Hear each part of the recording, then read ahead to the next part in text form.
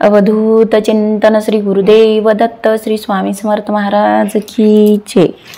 श्री स्वामी समर्थ, जय जय स्वामी समर्थ। स्वामी तू माझा आधार या आपल्या चॅनलमध्ये सर्वांचं खूप खूप मनापासून स्वागत करते।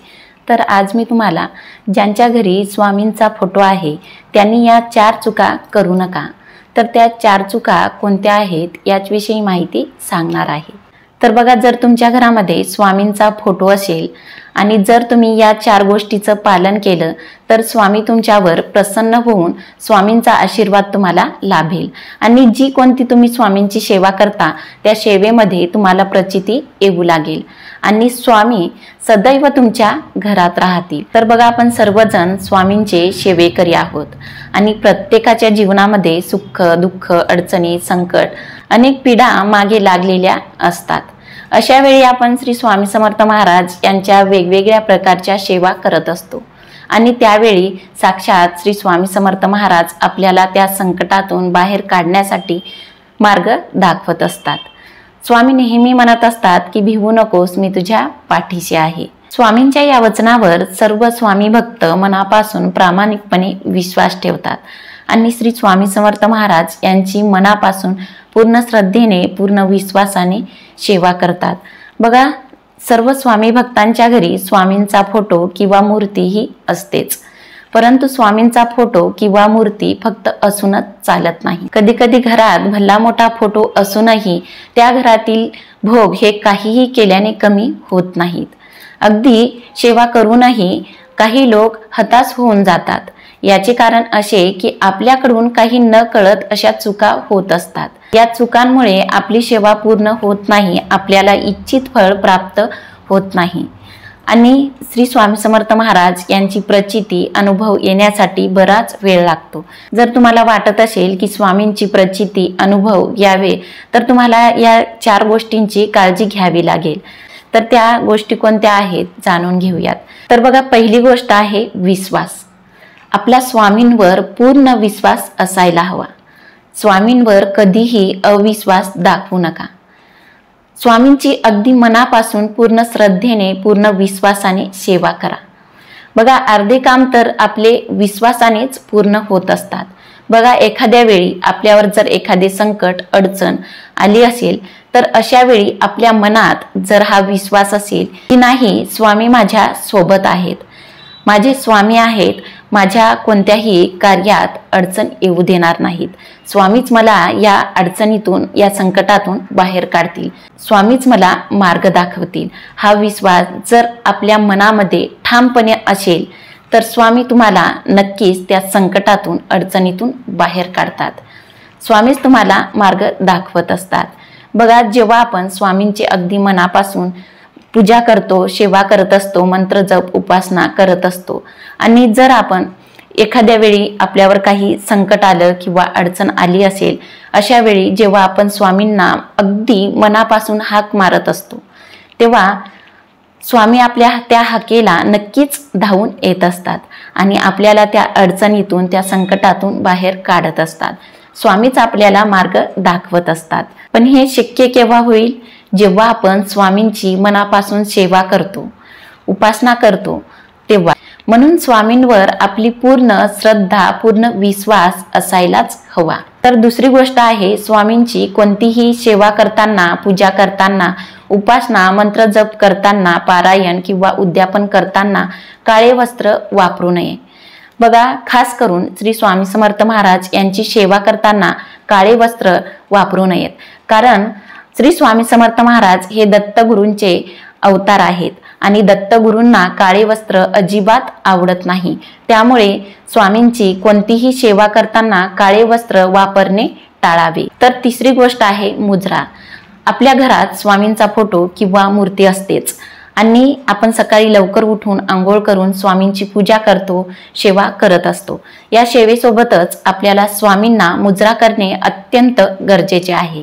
या सेवेसोबतच आपल्याला स्वामींना मुजरा हा नक्की करायचाच आहे। मग तुम्हाला कितीही काम असू देत, थोडा वेळ काढून स्वामींना मुजरा हा नक्की करायचाच आहे। आणि जेव्हा तुम्ही कामासाठी, नोकरीसाठी, व्यवसाय, शेती कोणत्याही कामासाठी जेव्हा तुम्ही बाहेर जाता तेव्हा स्वामींना मुजरा हा नक्की करायचाच आहे आणि त्यानंतर स्वामींना प्रार्थना करायची आहे की हे स्वामीराया, मी या कामासाठी या ठिकाणी जात आहे, माझ्या सोबत चला आणि कोणत्याही कार्यात अडचण येऊ देऊ नका आणि कामातील अडथळे दूर करत राहा असे म्हणून घराबाहेर जायचे आहे आणि मनामध्ये हा पूर्ण विश्वास ठेवा की साक्षात ब्रह्मांड नायक श्री स्वामी समर्थ महाराज माझ्या सोबत आहेत। मग बघा तुमच्या कोणत्याही कार्यात अडचण येणार नाही, स्वामीच तुम्हाला मार्ग दाखवतील। बघा स्वामी तुमच्या नक्कीच सोबत असतील, तुम्ही जिकडे जाल तिकडे स्वामी तुमच्या सोबत असतील। जेवढे तुम्ही स्वामींपुढे निस्वार्थपणे नतमस्तक व्हाल तेवढे तुमच्यासाठी चांगले आहे। आणि जर तुम्हाला अचानक बाहेरगावी जायचे असेल तर तेव्हा सुद्धा स्वामींना मुजरा करायचा आहे, प्रार्थना करायची आहे आणि जेव्हा आपण स्वामींची सेवा, मंत्र जप, उपासना करत असतो तेव्हा आपण अगरबत्ती लावलेली असते, त्या अगरबत्तीचा अंगारा साठवलेला असतो, त्या अंगाऱ्याचा टिका आपल्या कपाळी लावायचा आहे। कारण आपल्या घरात स्वामींचा फोटो किंवा मूर्ती असते, तर तो फोटो किंवा मूर्ती नसून साक्षात श्री स्वामी समर्थ महाराज यांचे अस्तित्व असते। म्हणून आपल्याला बाहेरगावी कुठेही जाताना स्वामींना घेऊन जायचे आहे आणि घरी आल्यानंतरही स्वामींना त्रिवार मुजरा करायचा आहे। श्री स्वामी समर्थ महाराज राजाधिराज योगीराज आहेत। श्री स्वामी समर्थ महाराज यांना म्हणून मुजरा करून नाक घासावे। नाक घासणे म्हणजे परब्रह्माला पूर्णपणे शरण जाणे होय।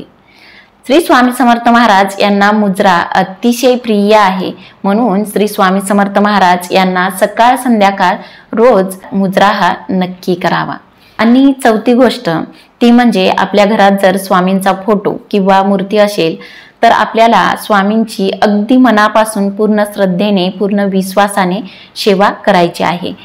तर या सेवेमध्ये आपण कोणती सेवा करू शकतो तर श्री स्वामी चरित्र सारामृत या ग्रंथातील रोज 3 अध्याय वाचायचे आहेत। या ग्रंथामध्ये एकूण 21 अध्याय आहेत, तर आपल्याला पहिल्या दिवशी पहिला, दुसरा आणि तिसरा अध्याय वाचन करायचा आहे आणि दुसऱ्या दिवशी चौथा, 5वा, 6वा अशा पद्धतीने आपल्याला म्हणजे 7×21 म्हणजे 7 दिवसात 21 अध्याय वाचन होतील। तर अशा पद्धतीने आपल्याला या ग्रंथाचं वाचन करायचं आहे आणि श्री स्वामी समर्थ या मंत्राचा 11 माळी किंवा 1 माळ जप करायचा आहे आणि स्वामींचा तारक मंत्र 11 वेळा किंवा 1 वेळा म्हणायचा आहे। तर ही स्वामींची नित्यसेवा रोज करायची आहे। तर स्वामींची नित्यसेवा कशी करावी याचा व्हिडिओ आपल्या चॅनलवर सविस्तरपणे टाकलेला आहे, तर तो व्हिडिओ तुम्ही नक्की बघा। आणि ज्यांना ही स्वामींची नित्यसेवा करणे जमत नसेल, कामामुळे किंवा नोकरीमुळे वेळच मिळत नाही, तर अशांनी श्री स्वामी समर्थ या मंत्राचा 1 माळ म्हणजेच 108 वेळा या मंत्राचा जप करायचा आहे। आणि तसेच दिवसभरातून कोणतंही काम करताना, चालता फिरता, उठता बसता श्री स्वामी समर्थ हा मंत्र मुखात ठेवायचा आहे। श्री स्वामी समर्थ या मंत्राचं सतत नामस्मरण करायचं आहे। तुम्ही एवढी जरी सेवा केली तरीही स्वामी तुमच्या सोबत राहतील, स्वामी तुमच्यावर प्रसन्न होतील। तर बघा, जेवढी तुम्ही स्वामींची मनापासून पूर्ण श्रद्धेने, पूर्ण विश्वासाने, मनोभावे सेवा कराल तेवढे स्वामी तुम्हाला भरभरून फळ देतील आणि हळूहळू सर्व काही चांगलं होत जाईल। जर तुमच्या घरामध्ये स्वामींचा फोटो किंवा मूर्ती असेल तर तुम्ही हे नियम नक्की पाळा आणि आपल्याकडून अशा काही नकळत चुका होत असतील तर या चुका होणार नाहीत याची काळजी घ्या। तर आशा करते की ही माहिती तुम्हाला नक्कीच आवडली असेल। तुमचे काही प्रश्न असतील तर नक्की कमेंट करून सांगा आणि या आपल्या व्हिडिओला नक्की लाईक करा। आणि स्वामी तू माझा आधार या आपल्या चॅनलवर जर तुम्ही नवीन असाल तर असेच नवनवीन व्हिडिओ बघण्यासाठी स्वामी तू माझा आधार या आपल्या चॅनलला नक्की सबस्क्राईब करा। तर भेटूया अशाच एका नवीन विषयावर पुढच्या व्हिडिओमध्ये। धन्यवाद। श्री स्वामी समर्थ। जय जय स्वामी समर्थ। श्री स्वामी समर्थ। जय जय स्वामी समर्थ।